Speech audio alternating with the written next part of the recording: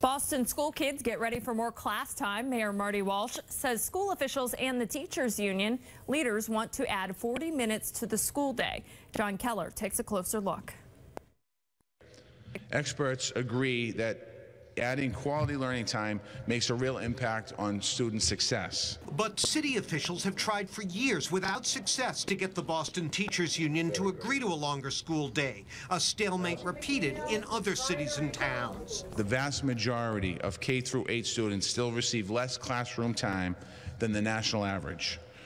We haven't put our students in the best possible place to succeed. So while this press conference featured profuse praise of the union by the mayor, we still wondered. So, Mayor, we're hearing this is what was achievable. Why wasn't more time achievable?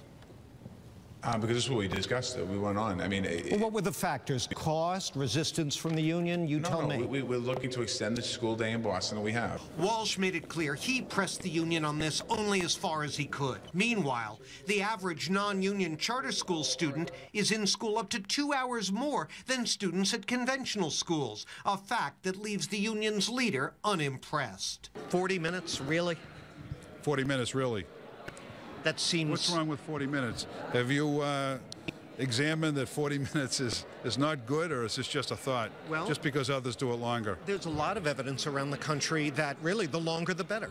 Well, there's a lot of evidence that the longer the better. There's also a lot of evidence that kids reject that and leave charter schools.